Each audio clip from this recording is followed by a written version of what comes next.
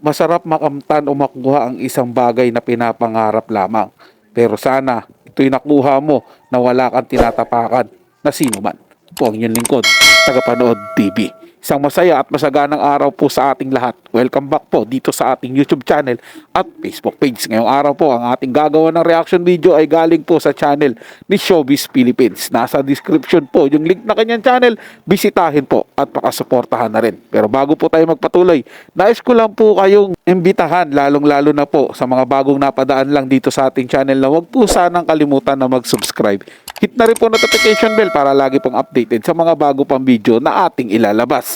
Share, like, and comment din po kayo mga tagapanood, atin yung babasahin at pupusuan. So simulan na po natin ang ating reaction video sa araw na to mga tagapanood. Let's do this!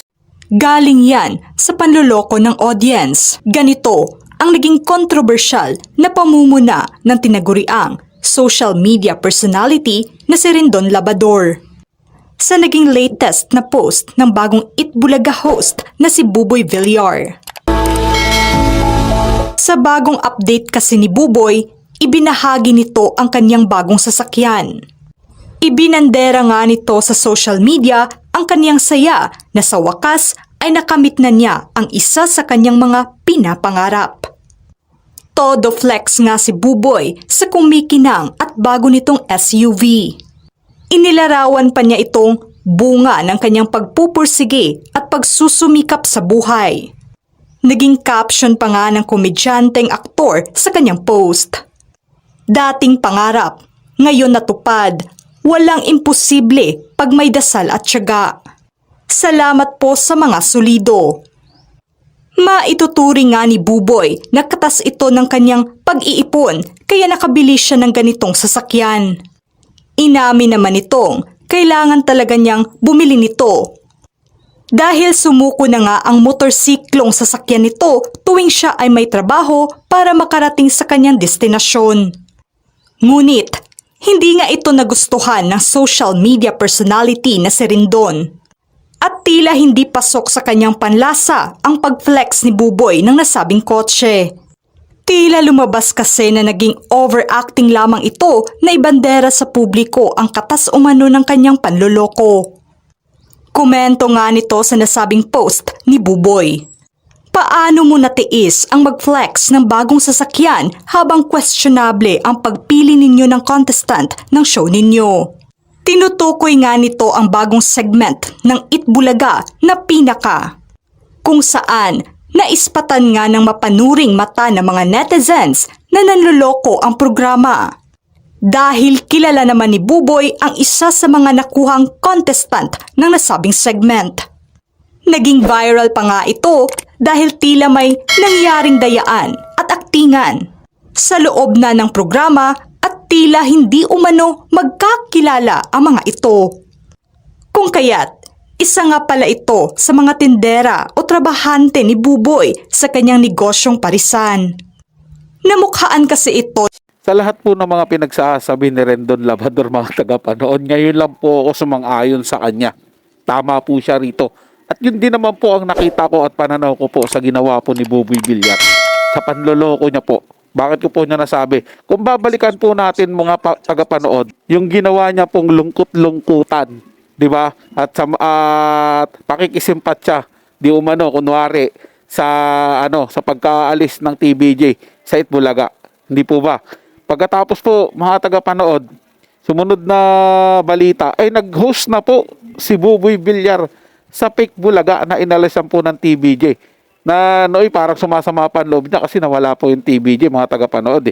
Pagkalipas lang po ng 1 buwan o 2 buwan po ata yun, unti-unti na po siyang nagparinig sa TVJ. Nakala mo ba'y kalibel niya ang mga ito? Nakala mo ba'y inaaway siya ng TVJ? Di po ba? Para lang may pagtanggol kung nasaan po yung programming kinabibilangan niya. Po ba yan? Masyado ako nabubulol ngayon mga tagapanood. Pasensya na po kayo. Yun po yung naaalala ko sa kanya mga tagapanood.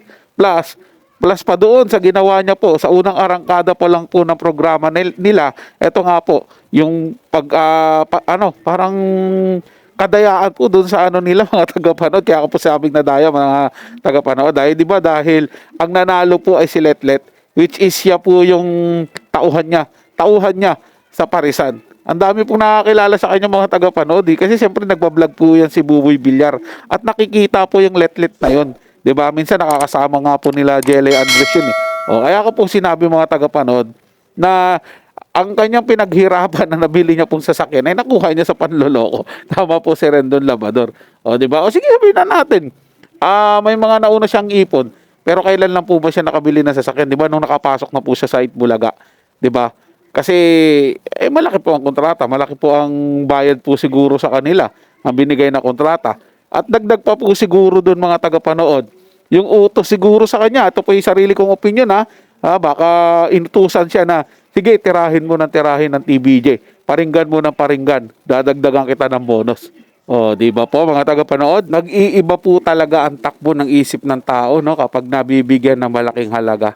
Di ba? Depende rin po siguro sa tao yan mga tagapanood, kasi kung sa sarili ko yan, malamang hindi po.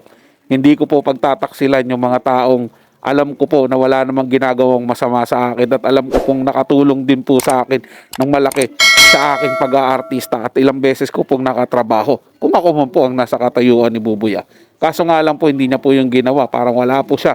Nawalan po siya ng respeto at binigyan niya po ng pagpapahalaga yung nilipatan niya, yung Pikbulaga. Kasi ang katuwiran niya po, trabaho. Pero over na sa trabaho di ba?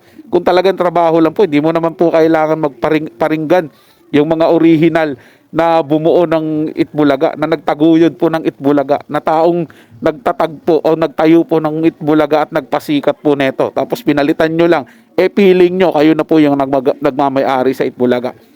Sa totoo lang po, si Betong Sumaya lang po nagpapakita dyan na talagang pinuntahan niya dun trabaho lang.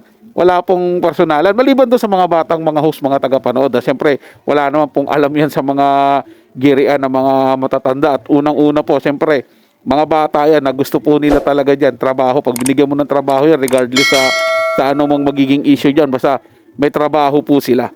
Hindi po ba? Hindi katulad ng mga may mga edad na dyan, kung kailan nagkaroon ng edad, tsaka, kung kailan tumanda, tsaka po nagkaedad para pong nabaliwala kung ano po yung naiambag sa kanila ng TVJ. Sa bagay po mga tagapanood, sabi nga po ni Kuya Kimi, ang buhay ay weather lang di ba? Panapanahon lang yan mga tagapanood. Tandaan po natin na hindi po pang matagalan o panghabang buhay yung programa nila sa Itbulaga o yung pag-host po ni Buboy Villar sa Itbulaga. Darating din po ang panahon na baka bitawan po sila pag nagsawa na sa kanila o may nagawa po silang hindi maganda. Kasi ang TBJ nga po, almost 44 years, nabitawan pa po, di ba? At napalitan pa po ng iba. Sila pa po kaya.